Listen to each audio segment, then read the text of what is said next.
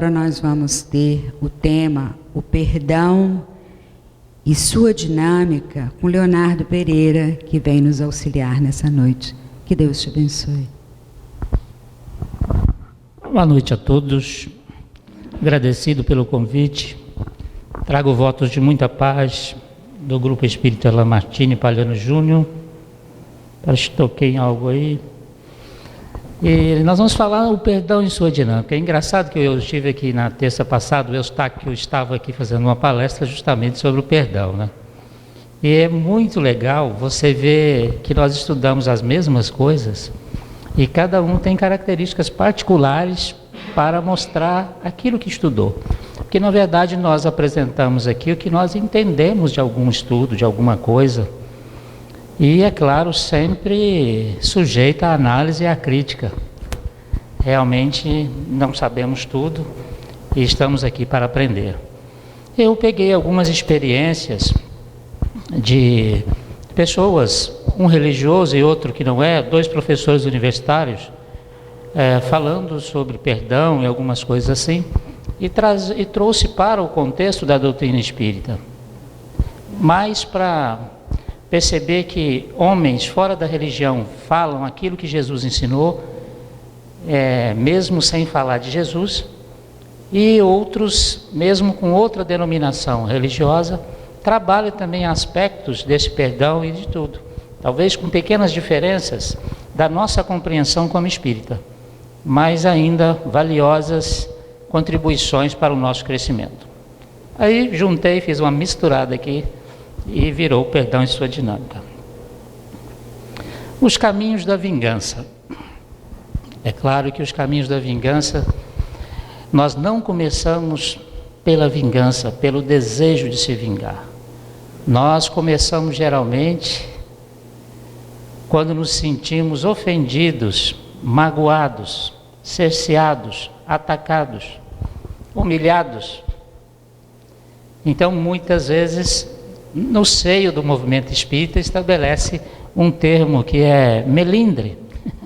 O melindre, então, que é a suscetibilidade, pessoas altamente suscetíveis a qualquer crítica, a qualquer coisa, a qualquer comentário, a qualquer olhar, se sentem então magoadas. E é incrível a nossa capacidade de se magoar com pouca coisa. E da mágoa para a vingança tem um caminho todo. Esse caminho é justamente alimentado por nós. Se alimentarmos e remoer a situação, o que aconteceu, nós vamos chegar ao desejo da vingança. Se não, se permitirmos que aquilo fique onde aconteceu, não trazer para o nosso mundo íntimo, ou seja, não dormir com o inimigo, porque é engraçado, eu já fiquei magoado com pessoas e com raiva delas, e depois me percebi pensando nessa pessoa 24 horas. Eu disse, não, mas nem eu e nem a pessoa merece isso. 24 horas com essa pessoa na minha cabeça, eu preciso tirar ela de mim. E só há uma forma de tirá-la, trabalhando as questões relativas ao perdão. Então, como acontece comigo, acredito que acontece com todo mundo. Então, são caminhos. Muitas vezes também, nós recebemos a influência de alguns companheiros desencarnados, mas eles não produzem o ódio em nós e nem a mágoa. Eles apenas alimentam aquilo que nós carregamos. Nenhum obsessor, nenhum espírito que influencia tem o poder de fazer com que você desenvolva algo que você já não tenha em você já, pelo menos a semente ou já desenvolvido. A questão do orgulho é predominante na questão da mágoa. Então, nós temos isso dentro de nós há muito tempo. Então, muitas vezes já aconteceu comigo também de passar por um processo e uma situação constrangedora, ou um princípio de um debate, uma discussão, e depois sair dali sem nenhuma mágoa. Mas ao caminhar em direção à casa ou outro lugar, você começa a ouvir no seu íntimo algo assim: você vai deixar isso para lá? Quem é aquela pessoa para fazer isso com você? Você já vai ficando cheio, né? Aí você já começa a pensar, com quem ela acha que está falando? E a gente começa a desenvolver já, não, mas eu não posso, permitir, eu não posso deixar. Esse é o orgulho falando, e ele é responsável pela maioria dos desastres e das necessidades de perdão.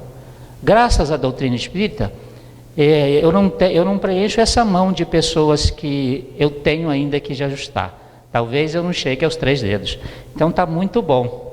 Mas tem aí pelo menos 2 que a gente precisa se ajustar ainda nessa encarnação.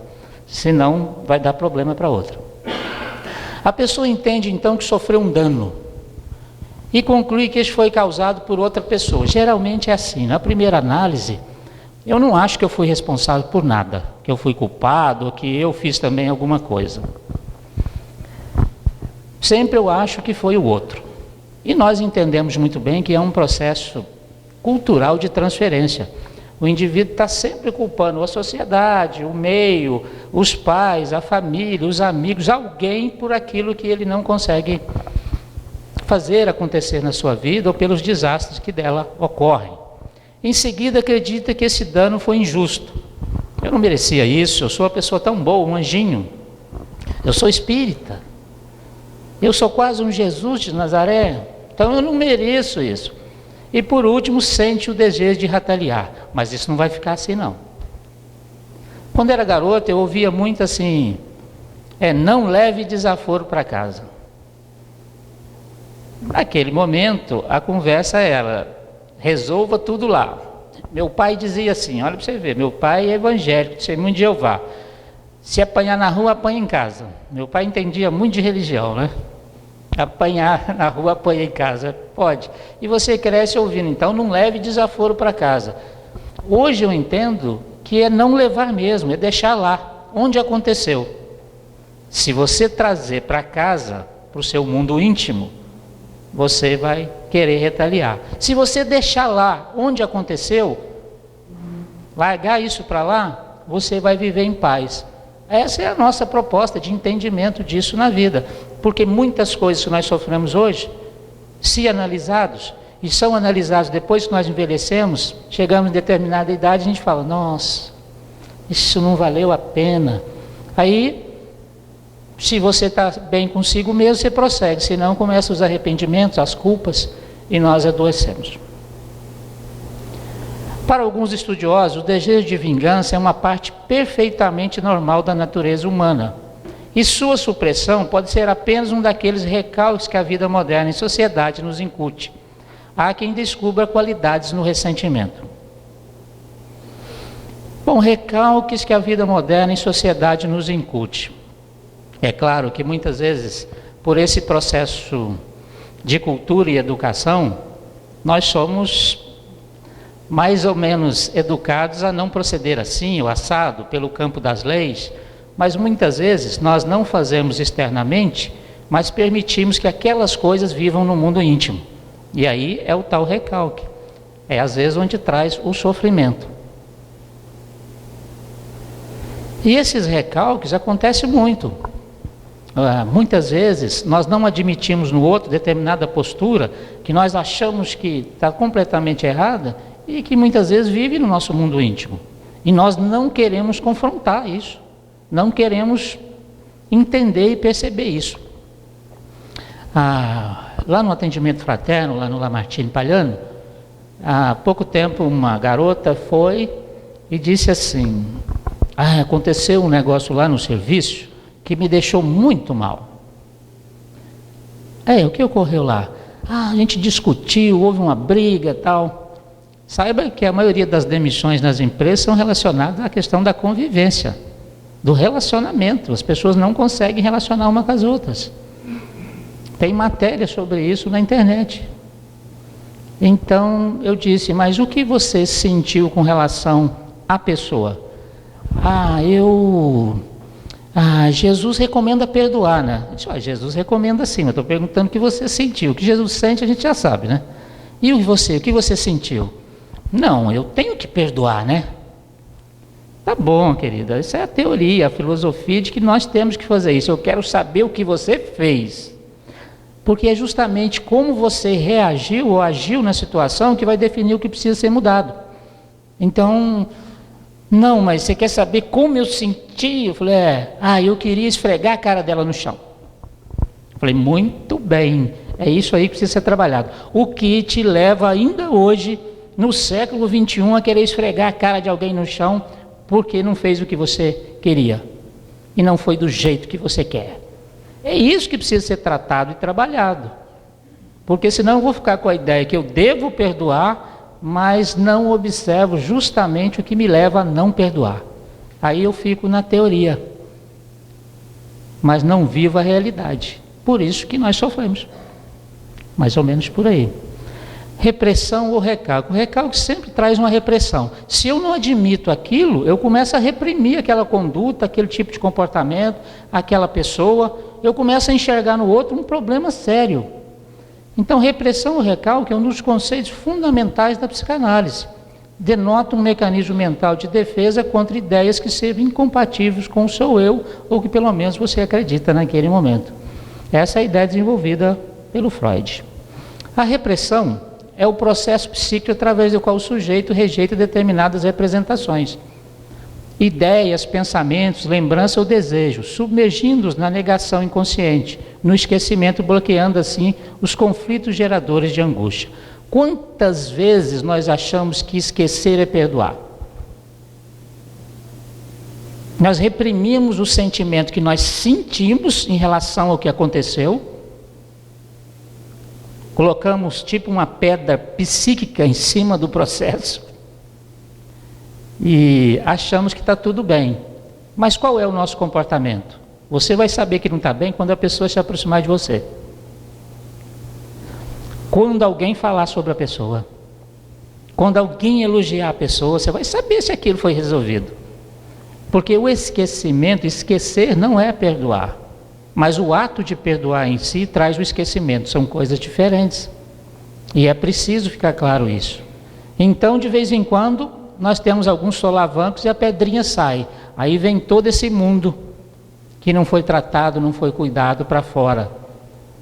E aí vem as nossas frustrações, que é justamente o encontro com a realidade, aquilo que não pode ser mudado no momento.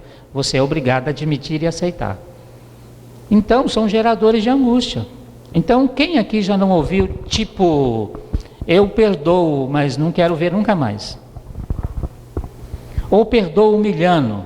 Olha, eu vou te perdoar porque você é o ninguém e eu sou... Tem gente que faz isso. Olha, eu vou te dar o meu perdão, sabe? Tem gente que já diz assim, fulano não merece o meu perdão, como se fosse assim. Olha, eu sou tão gigante, tão grande, que o outro não merece o meu perdão. Meu perdão é algo assim que eu não vou dar para qualquer um. Olha como nós lidamos com isso de forma até engraçada. Eu fico imaginando, só imaginando, como é um espírito superior olhando para nossas formas de lidar com isso ainda, com os sentimentos, com as emoções, é algo assim que deve impressionar. É claro que diferente de nós, eles vão tratar isso como um processo evolutivo, mas às vezes deve dar vontade de fazer assim, de novo não, né? Há quem descubra qualidades no ressentimento, que a gente falou lá atrás. Por quê? Muitas vezes o indivíduo ressentido, ele quer provar que ele não é aquilo, que não foi o fator da humilhação e aquilo, e ele resolve fazer algumas mudanças. Eu já vi casos assim, a pessoa foi humilhada porque não tinha escolaridade ou um título e tal. Aí ela, com aquela raiva, aquele ressentimento, ela se embrenhou no campo do estudo e conseguiu atingir a meta que queria para mostrar ao outro que ela era capaz. Ou seja, ela ficou 8, 10 anos sofrendo, alimentando aquilo dentro dela. Atingiu o objetivo profissional e tal, de mostrar que intelectualmente, ou pelo menos no campo da titulação, ela tinha algum.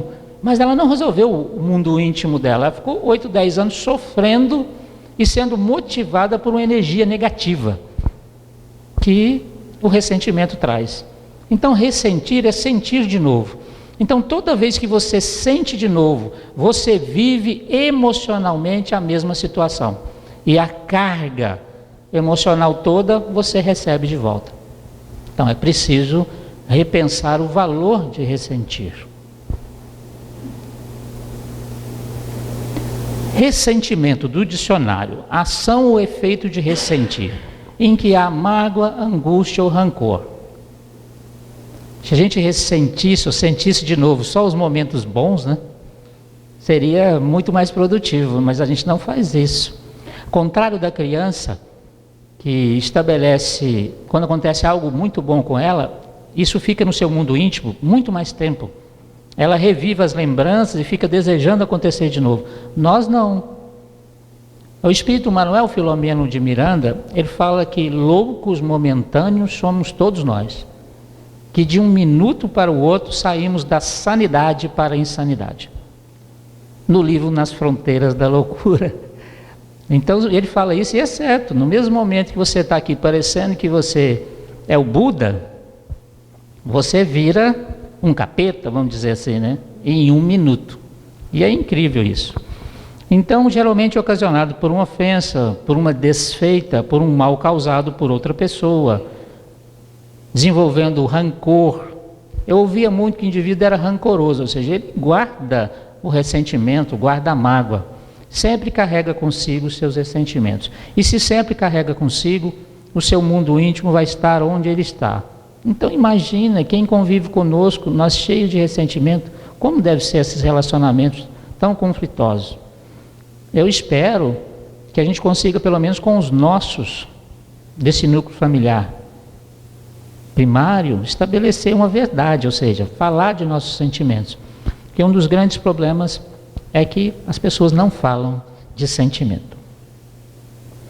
A pessoa que nunca se ressente, seja de qual for a ofensa, pode ser um santo. Mas a falta de ressentimentos pode também revelar uma personalidade servil e sem respeito por seus direitos e sua condição de indivíduo livre e moralmente respeitável. Muitas vezes, não é que o indivíduo não ressente e não recebe ofensa, ele mascara tudo. Eu chamo isso de orgulho rastejante, não é humildade. O orgulho rastejante é quando você rebaixa o seu orgulho até assim para parecer que você é humilde. Então, muitas vezes, a gente pode cair no campo da submissão ou da aceitação das situações. Isso acontece diariamente. Mas é preciso perceber que a gente não pode permanecer, senão nós perdemos o autorrespeito, a questão da autodefesa, que é um instinto, e o respeito pela ordem moral. A justiça se funda em direitos iguais. Pelo menos é a ideia. O direito do outro termina quando começa o meu direito. Então tem gente que perde o autorrespeito, a autodefesa, o respeito. Essas pessoas geralmente, ela não conflita, então todo mundo acha que ela é um santo. Só que ela engole isso tudo, vive isso tudo no mundo íntimo, e isso vai ter que sair de alguma forma. É uma panela de pressão. Se você não tem onde sair aquela pressão, vai sair, ela vai explodir ou implodir. E em nós, quando implode, é em forma de doença. Ou muitas vezes a pessoa vai explodir em forma de violência. Então a pessoa fala engolindo sapo. Estou 30 anos engolindo sapo naquele emprego. Pois só pode ser um emprego de criação de sapo, né? Porque não dá para ficar 30 anos passando por isso. E você vai ser alguém infeliz por mais 30. Pior que terminar aqueles 30, você vai viver outros 30 pensando naquilo. Então é preciso um trabalho sério em relação a isso. É apenas quando o ressentimento fica fora de controle. Por exemplo, quando eu tenho um pouquinho, ou seja, eu não admito algumas coisas, eu também me defendo e tal, está tudo dentro de uma ordem normal, pelo menos para o nosso momento evolutivo.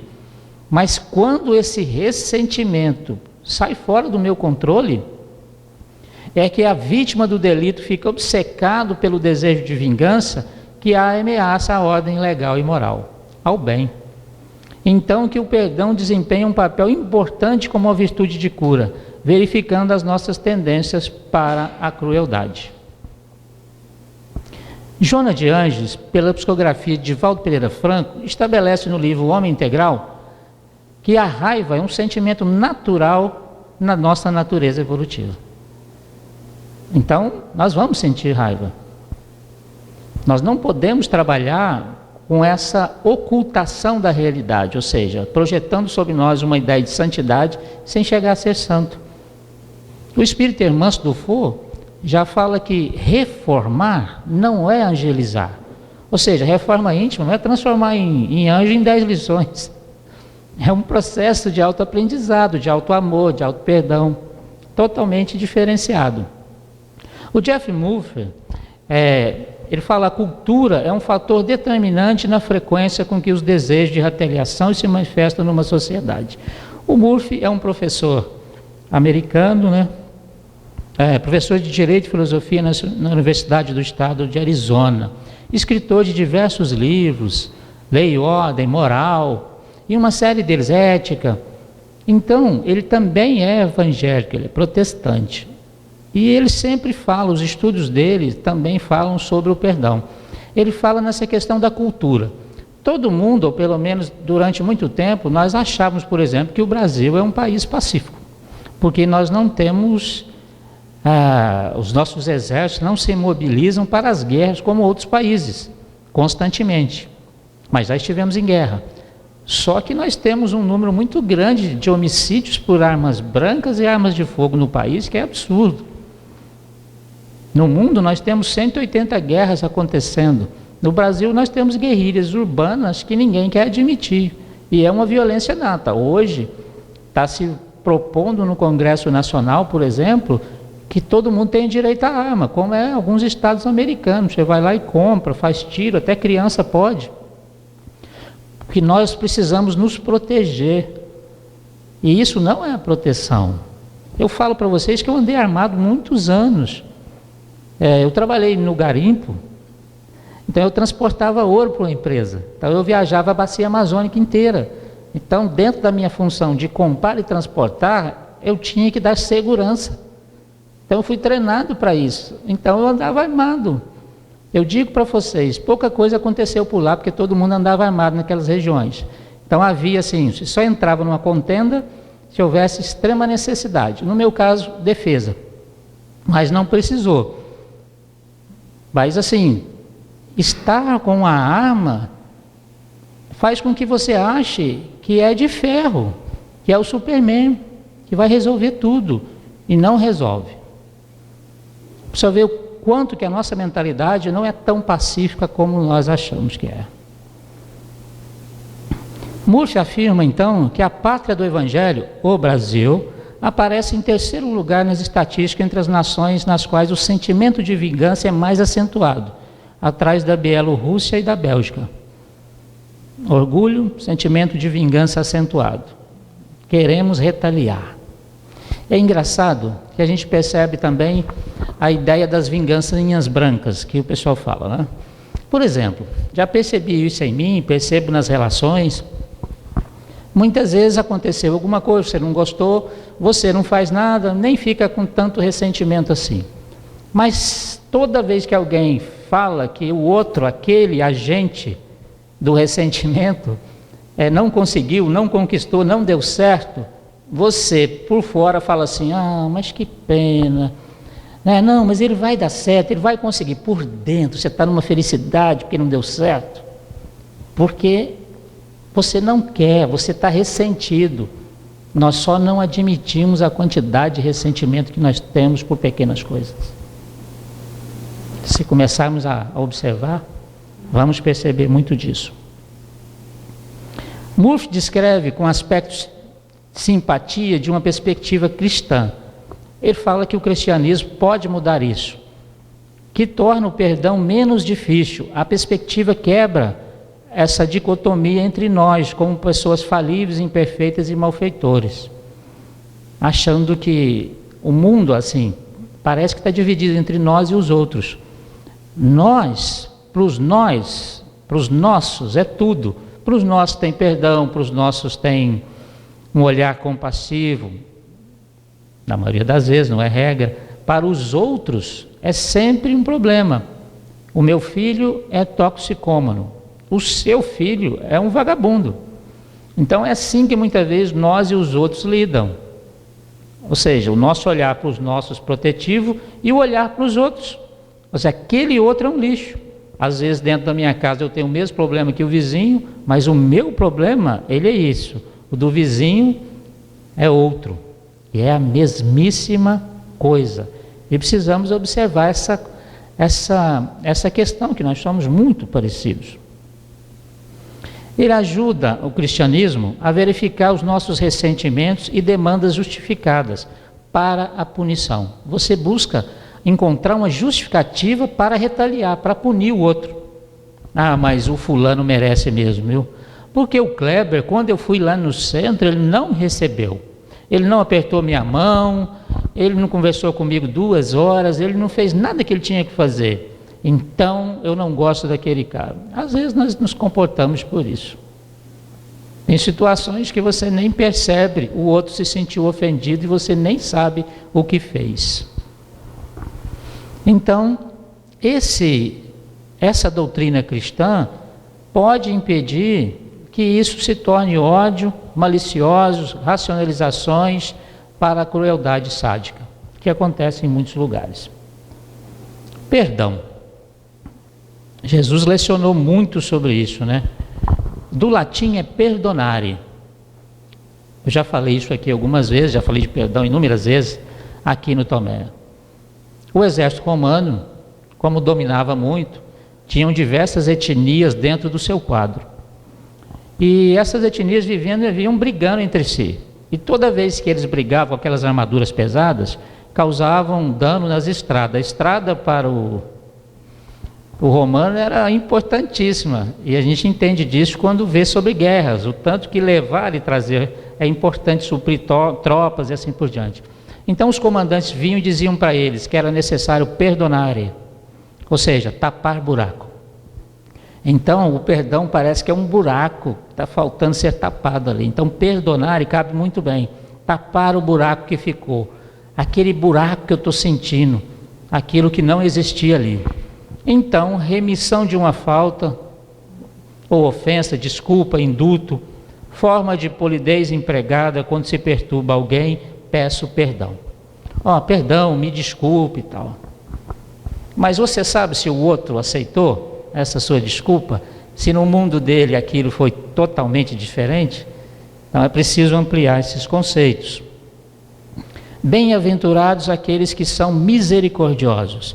Quando fala de misericórdia, você fala de cordes, coração. Então você está lidando com o coração. Mas o coração é o campo dos sentimentos. O Espírito Emmanuel, no livro Pensamento e Vida, fala que o coração é a face da mente. Nós processamos mentalmente, mas é o coração que, pelos sentimentos e as emoções do momento, escolhe a ação que vai fazer, mesmo que o processo foi feito mental. Por isso que ele é a face da mente, diz Emmanuel.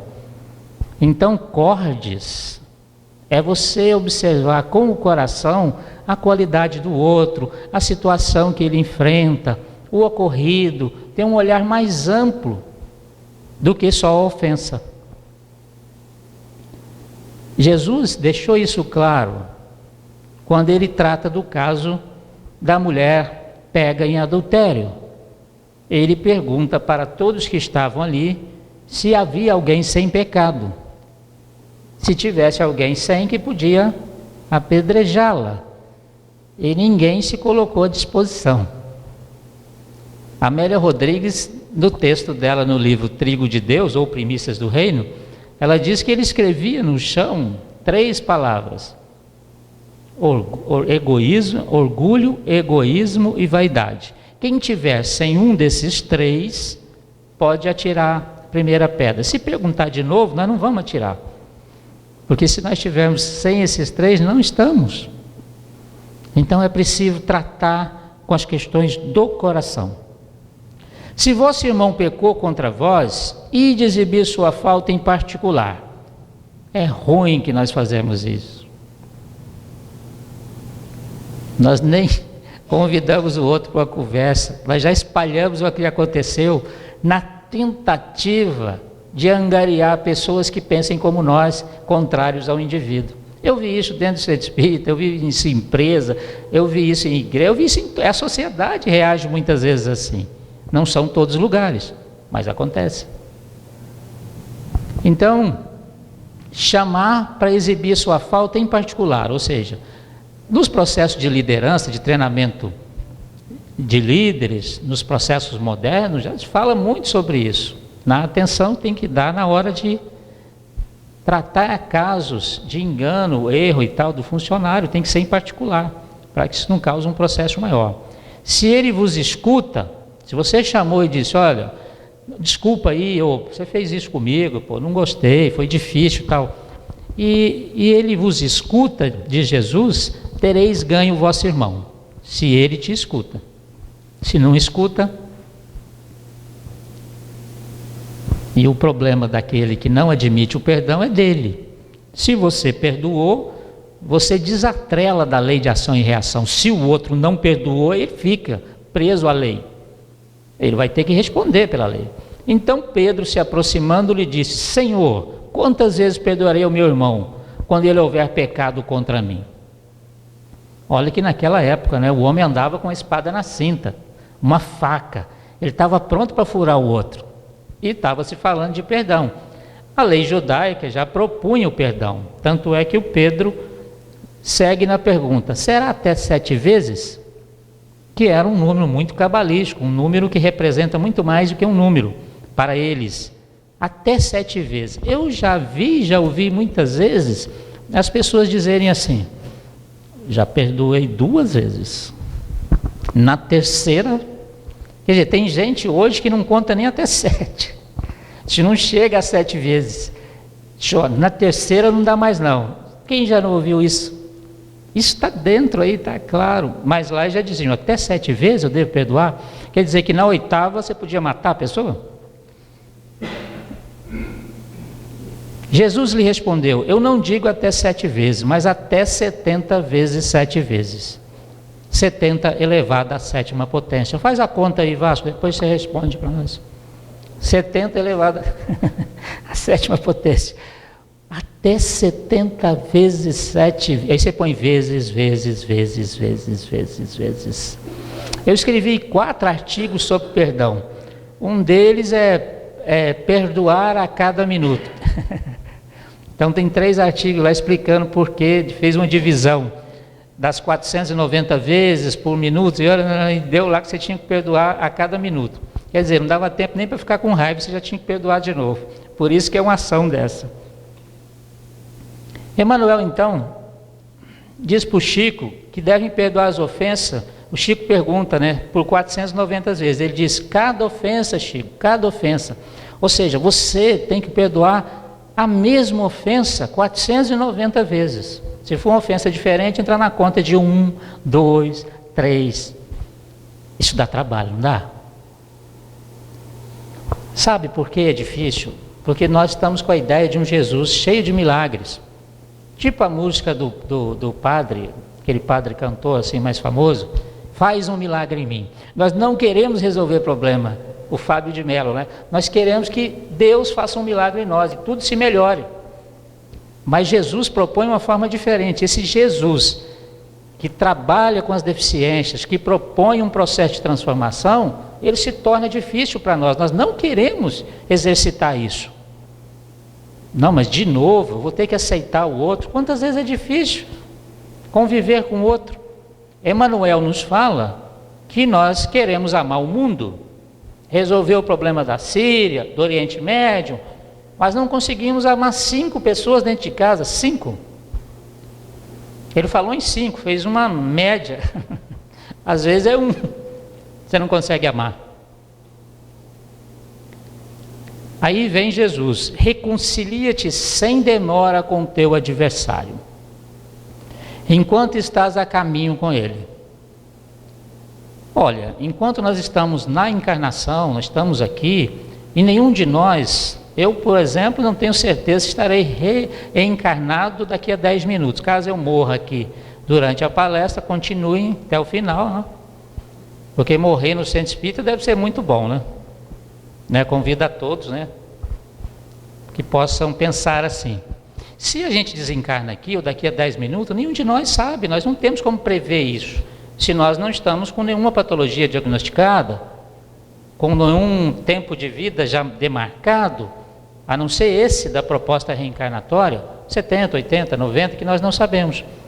Então, se eu não sei disso, é melhor que eu faça o mais rápido possível, porque eu não sei se eu vou me separar dele, e o juiz da consciência vai me chamar ao julgamento.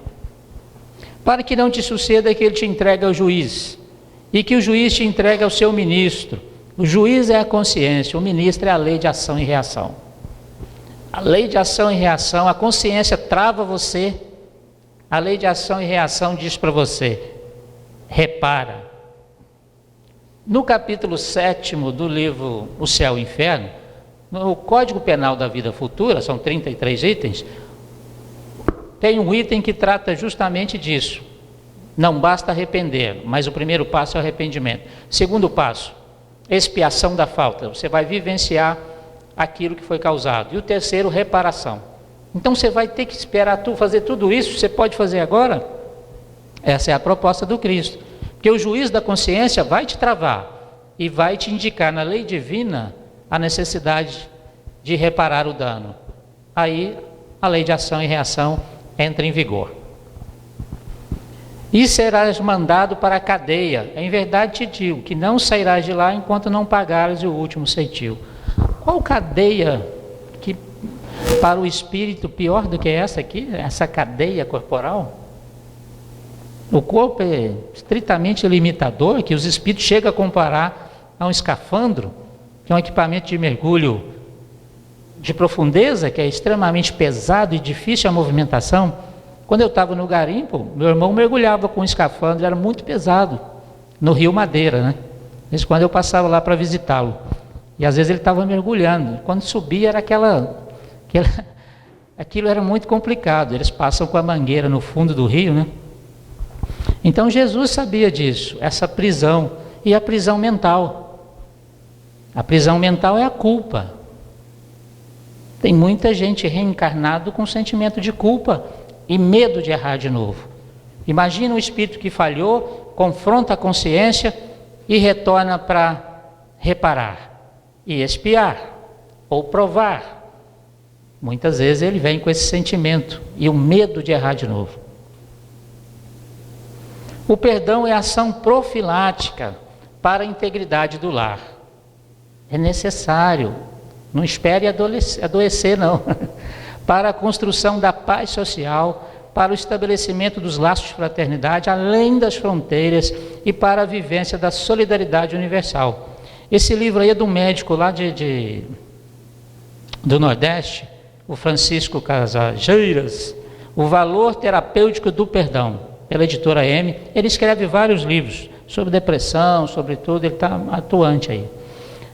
A Organização Mundial de Saúde trata a saúde como um completo bem-estar físico, mental e social, e não apenas a ausência de doença, porque tem indivíduo que tem um diagnóstico de doença, mas não se comporta como doente, e tem indivíduos que realmente não têm nenhum diagnóstico e se comporta como se estivesse extremamente doente.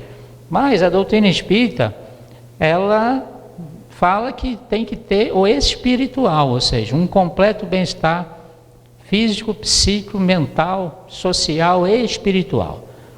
Nós não temos um completo bem-estar.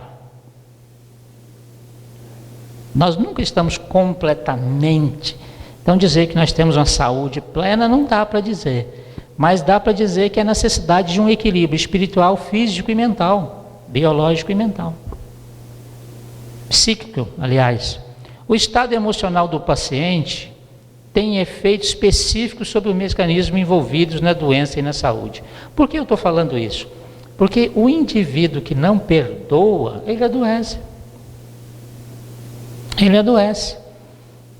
A Associação Médica Espírita do Brasil, eu já li artigos falando sobre a mágoa e responsáveis, por exemplo, pelo cálculo renal. O indivíduo com muita mágoa, com muito ódio, desenvolvendo os cálculos. Muita gente fala dessa queimação gástrica, da úlcera. Quantas vezes a depressão vem por não conseguir o perdão e muito mais. O doutor Alfred Adler, ele diz o seguinte: uma doença infecciosa não é o produto apenas de uma bactéria ou de um vírus, mas decorrência da participação do indivíduo em sua totalidade, do corpo e da mente, na aceitação ou rejeição ao vírus da bactéria. Isso é só para mostrar o quanto que a mente é importante até nos campos da doença. Para dizer que se eu tenho uma mente desequilibrada, voltada ao sentimento de vingança, ao ódio pelo outro, como ter equilíbrio? Não dá. Por mais que eu queira odiar, eu vou me transformar numa pessoa indesejável. Muitas vezes, por essa questão das disputas profissionais, nos relacionamentos nas empresas, nós fazemos uma coisa que acontece naturalmente conosco e acontecia no mundo animal. O animal, perante uma disputa, seja com outro na caça ou no caçado, ele tinha que correr ou lutar. Então ele se preparava e o cérebro então descarregava ali os hormônios necessários para que ele pudesse, naquele momento de estresse, se defender. Adrenalina na sua corrente sanguínea e assim por diante. Engraçado que no processo de evolução isso continua acontecendo, só que hoje nós não confrontamos outro animal querendo se alimentar de nós. O nosso confronto é de ideias, muitas vezes de ego. Então nos relacionamentos há estudos que mostram, por exemplo, que o estresse é gerado por esse confronto diário. E o cérebro ele se acostuma com todas as substâncias e se habituam com elas. Então é o indivíduo que chegou no trabalho estressado, sai dele mais estressado. É o indivíduo que está estressado no domingo, na segunda, na terça, na quarta, na quinta. Na sexta ele diz que a sexta é bom porque ele vai encher a cara. Mas no sábado ele está estressado, porque domingo, logo depois de domingo é segunda de novo. Eu vejo isso, sabe onde? No Facebook. É o que mais dá. As pessoas reclamando, como alguém que não consegue desenvolver prazer pelo dia, vai estabelecer alguma felicidade na sua vida? Não é, é difícil acontecer. E o estresse é responsável por muitos problemas desses. A adrenalina acelera o coração, a respiração, fazendo a mente disparar. Você imaginou isso acontecendo 10, 15 vezes por dia nos processos de disputa, mesmo mental com o outro? Alguém que você não gosta se aproxima numa empresa, isso acontece com você, ó. É o inimigo. O cortisol libera a glicose, açúcar, que estimula os músculos, aumenta os fatores de coagulação do sangue, te prepara para bater no outro. Mas você não vai fazer isso porque a lei não permite, você é educado, polido, é espírita. Mas no mundo íntimo está acontecendo tudo isso. Tem muita gente que está em silêncio verbal, mas a mente está em turbilhão. E é muita gente. Então, o Dr. Fred Luskin, da Universidade de Stanford, ele dirige um projeto chamado Perdão. Interessante o projeto dele dentro de uma universidade. E bem dentro do que nós estamos falando hoje aqui. E ele começa dizendo o seguinte: carregar a bagagem da amargura é muito tóxico.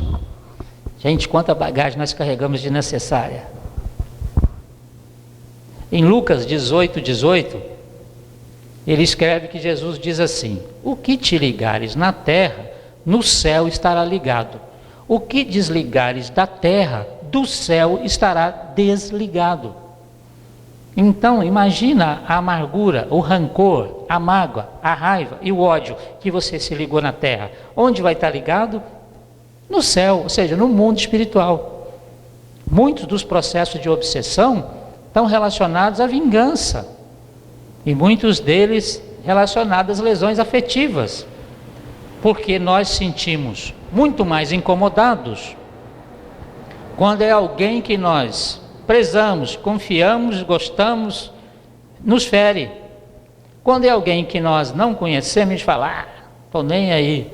Mas quando é alguém que a gente projeta nele, que ele seja melhor do que é, a gente espera dele aquilo que ele não pode dar. Quando ele faz alguma coisa que nos surpreende ou nos fere, nós nos sentimos profundamente magoados. É por isso que dentro das famílias há mágoas que só se resolvem, às vezes, próximo do desencarne, que a pessoa sabe que vai morrer e quer fazer um ajuste ali.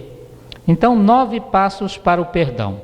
Saiba exatamente como você se sente sobre o que ocorreu e seja capaz de expressar o que há de errado na situação. Então relate a sua experiência a umas 2 pessoas de confiança. Saiba realmente o que aconteceu e como você se sentiu. Converse com 2 amigos, amigas, e diga: o que vocês acham? Realmente a pessoa fez isso, ou eu que estou achando? Isso aconteceu de verdade, ou só no meu mundo íntimo aqui que eu estou achando que foi assim? Porque às vezes não é muito do jeito que a gente... Porque nós reagimos ou agimos emocionalmente e às vezes não foi tudo aquilo. E muitas vezes nós também somos responsáveis pelo que aconteceu. Só que eu não quero colocar a minha responsabilidade. Então é preciso ter um olhar também generoso para a questão. Comprometa-se consigo mesmo a fazer o que for preciso para se sentir melhor. O que eu preciso fazer para não ficar com essa mágoa com isso? O ato de perdoar é para você e ninguém mais. Ninguém mais precisa saber da sua decisão. Perdoa o outro e pronto, trabalhe o seu mundo íntimo. Nós queremos perdoar, sim. Eu conto para todos vocês quem me ofendeu e digo que eu preciso perdoar essa pessoa. Para ficar lindo, maravilhoso. Mas eu não faço. Então é preciso perdoar e deixa acontecer. Se o outro não pensa assim, deixa ele viver com o seu próprio mundo. Como diz Divaldo Pereira Franco, se não me ama, o que eu posso fazer? O problema é dele. Agora, se eu não amo, o problema é meu. E é sempre assim mesmo. Se o outro não me ama, gente, e você não fez nada para que isso ocorra, então o problema é dele realmente. Entenda seu objetivo. Perdoar não significa necessariamente reconciliar-se com a pessoa que o perturbou, nem se tornar cúmplice dela. O que você procura é paz. Eu posso perdoar a ação, aquilo que aconteceu. Eu não preciso concordar com o que aconteceu, ou seja, com o que a pessoa fez. Eu perdoo a pessoa e não a ação. A ação eu posso discordar do jeito que aconteceu, mas a pessoa eu perdoo. É diferente. Mas nem sempre eu preciso conviver com essa pessoa. E nem sempre eu consigo imediatamente. A gente precisa pensar assim.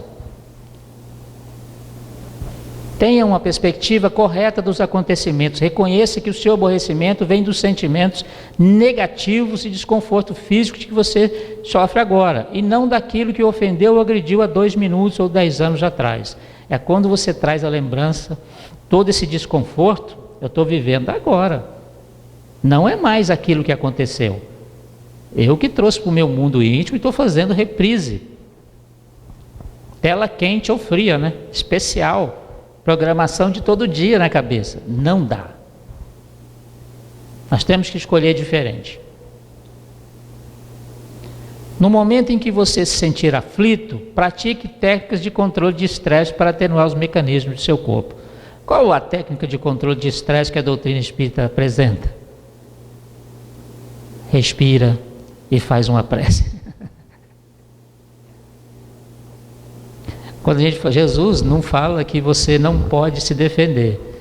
Ele diz que você não deve vingar-se. É diferente. Então, se você não consegue perdoar, começa pelo menos não desejando o mal. Às vezes a gente fala assim para uma pessoa: não, faz uma prece, já que você não está conseguindo conviver.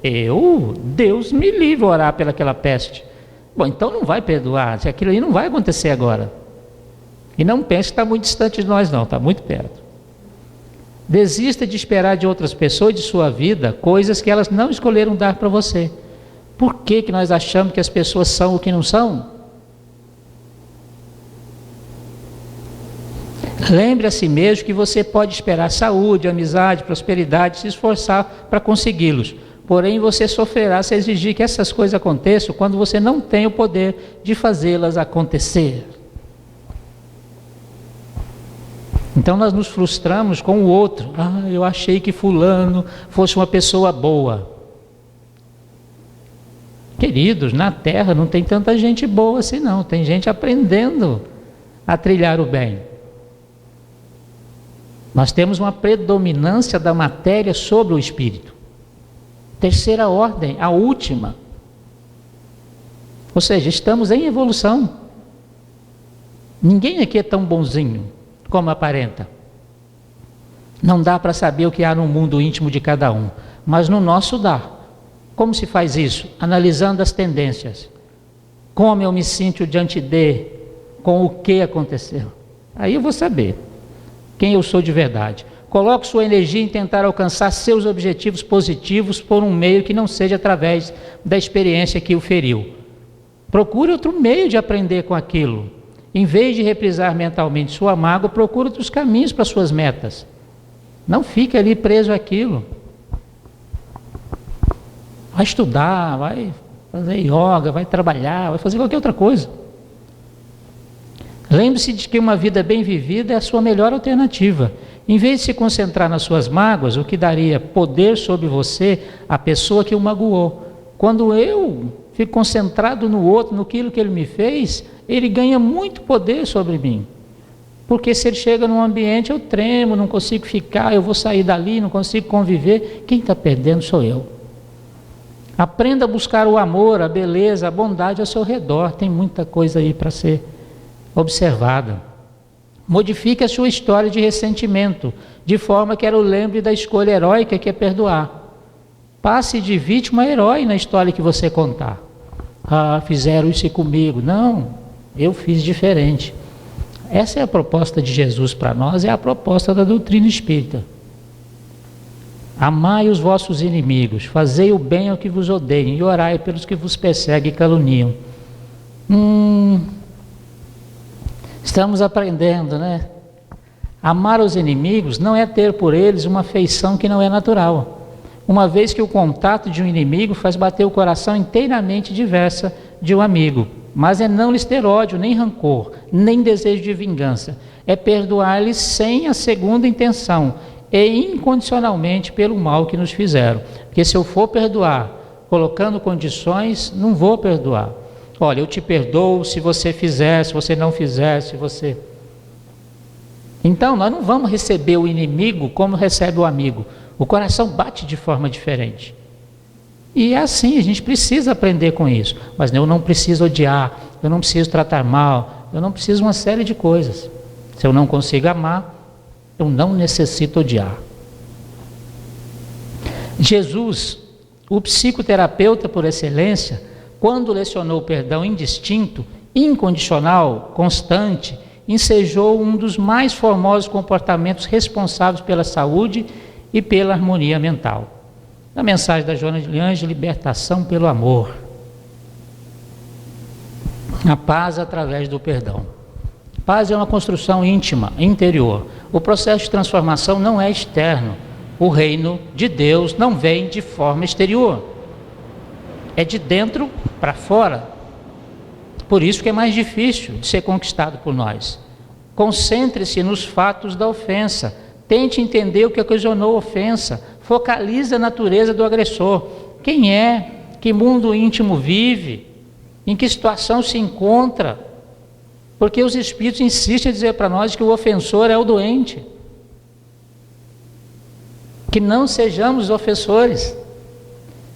Não só a sua atitude, inicialmente perdoe apenas para si mesmo. Não fique remoendo o passado. O perdão nos ajuda a entrar em harmonia com o passado, ou seja, nós não vamos apagá-lo, mas entrar em harmonia. Ele não vai mais interferir no meu presente, porque às vezes interfere no meu presente, promovendo o meu futuro. Aprendi a me perdoar e isso me ajudou a não sentir mais tristeza ou remorsos profundos acerca do meu passado. O passado tem feito muita gente sofrer com a culpa. E fiz isso e teria sido melhor se não tivesse feito. Mas agora quero me perdoar por ter cometido esse erro. Está no Evangelho. Sede indulgente. Meus amigos, porquanto a indulgência atrai, acalma, ergue, ao passo que o rigor desanima, afasta, irrita. E às vezes somos extremamente rigorosos conosco mesmo e com o outro. Mas eu só vou aprender de perdoar o outro quando eu aprender o auto-perdão. Trabalhar os processos de culpa, aprender a me amar, a me respeitar um tanto mais. Aí eu vou desenvolver esse olhar capaz de perdoar. Aprenda a se perdoar e a perdoar os outros. é uma proposta. E lembrar que jamais devemos culpar alguém por aquilo que nos acontece, pois nós somos responsáveis diretos por tudo, de bom ou de mal, que surgir em nosso caminho. Essa é a fala de Francisco Cândido Xavier. E é a fala de encerramento da nossa palestra de hoje, dizendo para vocês que sabemos das dificuldades. Quem está falando para vocês é alguém que tem esses confrontos no mundo íntimo e que também está aqui como aprendiz e não como detentor da verdade absoluta. O Espírito modelo e guia desse mundo é Jesus. E ele pode falar de perdão por excelência, mas nós estamos aprendendo. Então convido a todos a aprendermos juntos. Uma linda noite a todos, uma feliz semana, voto sempre de muita paz. Obrigada, Leonardo.